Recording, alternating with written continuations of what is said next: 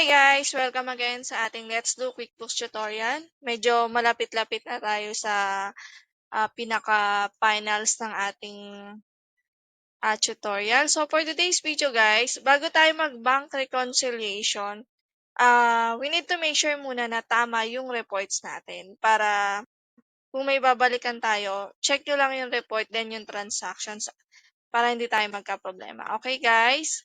So, para ma-check natin yung report natin guys, punta lang tayo sa reports, then standard reports. Okay.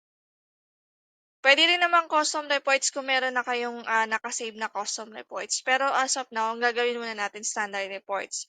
So, click mo na lang si profit and loss.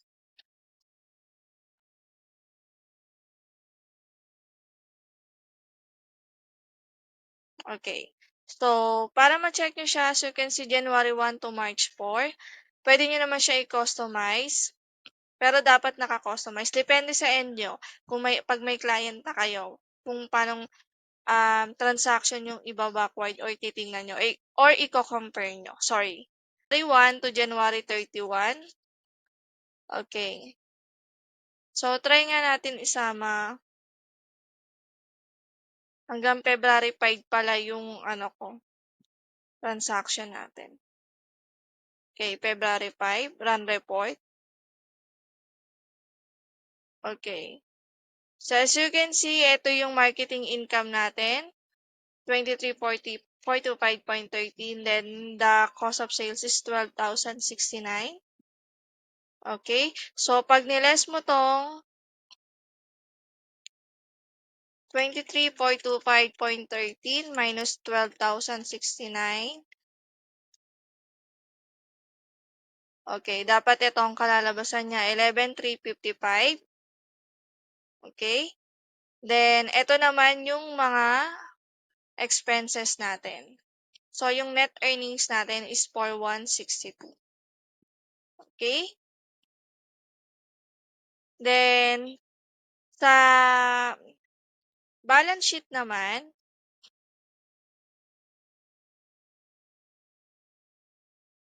so sa balance sheet report guys, click nyo lang si balance sheet. And di ba dito guys, sa basic accounting equation, meron tayong tinatawag na assets is equals to liabilities plus owner's equity. Okay? So, check natin yan ngayon kung tama ba yung pinagagawa natin. So, palitan nyo lang to ng date. February 5. Kasi hanggang February 5 yung transaction natin, guys.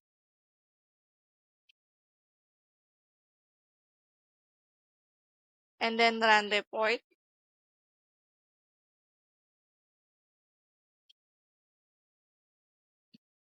So, as you can see, okay. Meron daw si owner na withdrawal na 6,000. Tapos meron siyang contribution na 3,000. And then meron siyang net income na 4,162.94. So, si income natin, add natin kay withdrawal or kay contribution, sorry, 4,162.94 plus 3,000 is equals to 7,162.94. Kaya lang, meron daw withdrawal si client na 6,000. So, magiging 1,162.94 na lang yung ating liabilities and equity. So, paano yung equation natin, guys? Assets is equals to owner's equity plus liabilities. So, as you can see, wala naman tayong liabilities. Okay, wala naman tayong liabilities. Ang meron tayo, assets. Kasi guys, sabi nga 'di ba sa accounting equation, asset is equals to liabilities plus owner's equity. So, kung mapapansin nyo, wala tayong liabilities. Ang meron lang tayo is yung ating assets. Okay? So, yun lang sa ngayon guys. And I hope tama yung report nyo tsaka sa report ko. So, if ever pala guys na gusto nyong balikan, bawa sa profit and loss,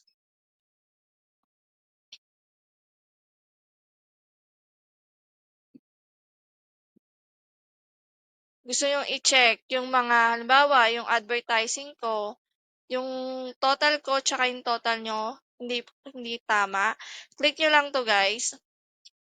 Click nyo lang yung mga amount.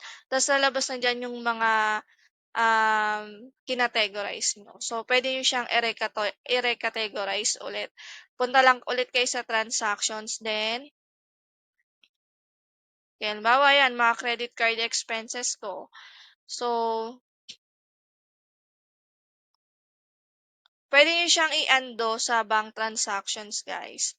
Then, check nyo yung ano natin, transaction report na ibibigay ko. Kung tama ba doon. Okay?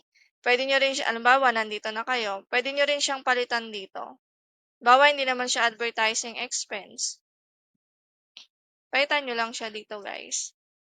Bawa amortization expense, bank charges, yun lang, guys. And then, save nyo lang siya. Or, save and close. Ganun lang siya, guys, pag gusto nyong i-edit. Halimbawa, mali yung recording nyo or yung categorization nyo versus dun sa category sa report ko. Ganun lang siya kadali, guys. So, yun lang sa ngayon, guys. I hope may natutunan kayo. Next video na natin is magbabank reconciliation na tayo. Thank you, guys!